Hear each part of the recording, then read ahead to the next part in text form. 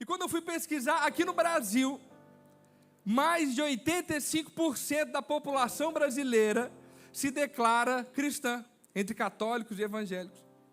Eu comecei a pensar, falar assim, não é possível. Devo ter buscado alguma coisa errada. Como que pode 1/3 da população mundial acreditar em Jesus e o mundo está de mal a pior? Como que pode 85% do Brasil conhecer Jesus, se declarar cristão, e o Brasil, da mesma forma, não vai bem? Por que será que isso acontece? Por que será que a maioria da população brasileira, acreditando em Jesus, crendo em Jesus, talvez até frequentando cultos, reuniões, e isso não gera transformação? Por quê? Porque não adianta só nós termos uma carteirinha de membros, não adianta só você se declarar cristão e o seu caráter não ser transformado por Cristo. Não adianta nós nos declararmos cristãos e as nossas obras não serem correspondentes àquilo que nós pregamos, àquilo que nós cremos. Quer ver um exemplo? Tem jovens, e tem jovem aqui nessa igreja? Deixa eu ver aqui. Essa semana, eu fui visitar a célula do Davi, cheio de jovens, muitos jovens e muitos estudando para o Enem. Pensa comigo agora aqui, ó. Se você conhecer um jovem, que o menino estuda de domingo a domingo, estuda 20 horas por dia, ele se dedica aos estudos, faz cursinho, vai para a escola, a vida dele é estudar. O que você diria desse jovem? Menino esforçado, dedicado. Esse menino vai vencer na vida. Sim ou não? Sim ou não, irmãos?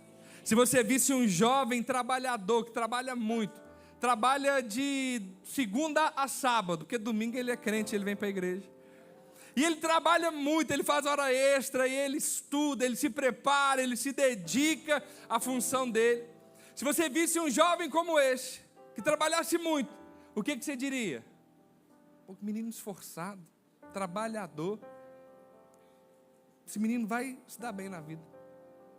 Agora, se você pega um jovem que se dedica a Deus, que ama o Senhor, se dedica à palavra, que ama estar nesse lugar, ama frequentar a célula, ama adorar o Senhor, ele se alimenta de Deus todos os dias, o que dizem desse jovem? Aí, tá vendo? Virou bitolado. Fizeram uma lavagem cerebral nesse menino. É ou não é assim, irmãos? Por quê? Porque na hora que você tomar uma decisão de se entregar totalmente ao Senhor, pode ter certeza, vão te criticar, vão tentar te paralisar. E é por isso que a nossa nação não é transformada, porque não adianta você conhecer a respeito da Bíblia, não adianta você ser um metodistossauro, um crente antigo de igreja, e isso não gerar transformação de vida em você.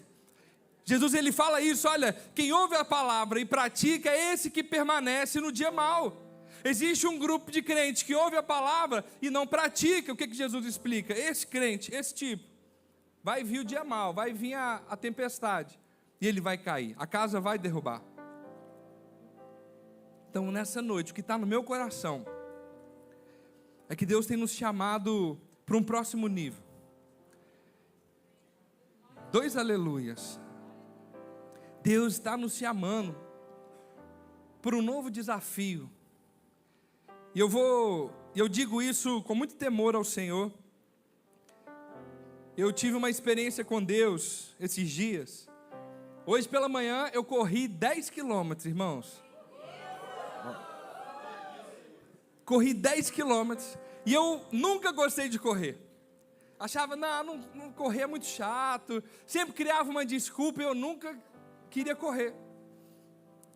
E aí eu falei para mim, não, tudo que eu dizia que eu não consigo, que não é possível, isso eu vou tomar como desafio e vou me preparar para isso. Aí no início do ano eu falei, esse ano eu vou correr uma meia maratona. Vou correr uma maratona também, mas esse ano que vem, aleluia. Irmãos, quando eu falei, vou correr, pastor Tiago já começou a me zoar. Ele já começou a zombar, porque o inimigo se levanta. Ele começou a rir de mim. Falei, tá certo, tudo bem. Aí eu comecei a correr, comecei a gostar. E eu comecei a correr 1 quilômetro, depois eu consegui correr 3 quilômetros.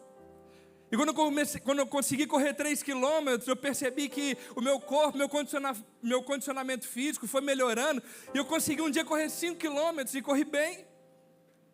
E fui me preparando até que um dia eu corri 8 quilômetros. Nunca tinha corrido uma distância como essa. E eu corri 8 quilômetros por quê?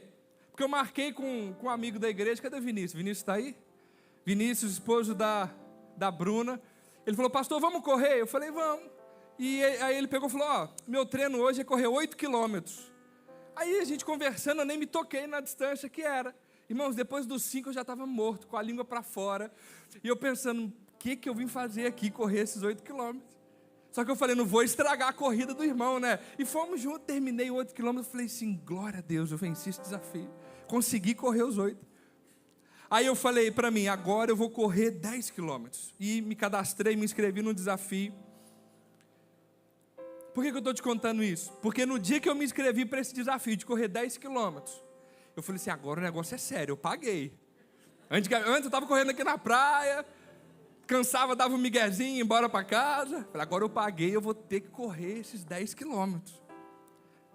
Irmãos, eu comecei a me alimentar melhor. O pastor Tiago me ensinou a usar ChatGPT. Eu perguntei, ChatGPT, qual a melhor alimentação para quem vai fazer uma corrida dessa? ChatGPT ensinou. Mas é melhor procurar nutricionista, com certeza. Tem nutricionista aqui nessa igreja? Aleluia, tem ali, tem uma ali. Comecei a me alimentar melhor. E o ChatGPT me ensinou que precisa dormir bem. Nutricionista também é bom. Dormir bem é maravilhoso. E beber muita água.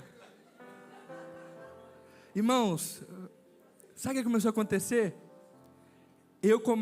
Por causa do desafio, eu comecei a me preparar. Eu mudei o meu corpo, mudei minha alimentação, mudei a minha cabeça, eu comecei a treinar. E hoje, quando eu comecei a corrida, foi lá em Camboinhas, a paisagem é maravilhosa, com 5 quilômetros, eu falei, misericórdia, o que eu vim fazer aqui nesse lugar? Mas eu falei, não, agora eu vou até o final. E cheguei, concluí. Eu saí daquele desafio, terminei, peguei a minha medalha. Eu falei assim, agora eu vou para o de 15, vamos escrever num desafio maior. Porque eu vi que eu posso realizar isso aqui. Para mim era um bicho-papão, era algo tão grande, tão difícil. Depois que eu realizei, eu olhei para trás e falei assim, era só isso? Agora eu vou para o próximo desafio.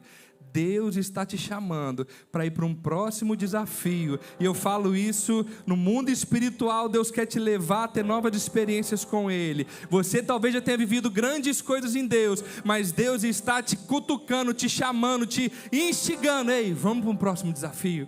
Existem águas mais profundas, só que você só vai experimentar no dia que você se colocar num novo desafio. Que desafio é esse, pastor? Talvez de ler como você nunca leu. Talvez de jejuar como você nunca jejuou. Talvez de orar como você nunca orou. De colocar o seu despertador e como se fosse um exercício na academia, você dobrar o seu joelho e falar, agora eu vou exercitar o meu espírito. Eu quero desfrutar de algo novo, então entre num novo desafio. É sobre isso que eu...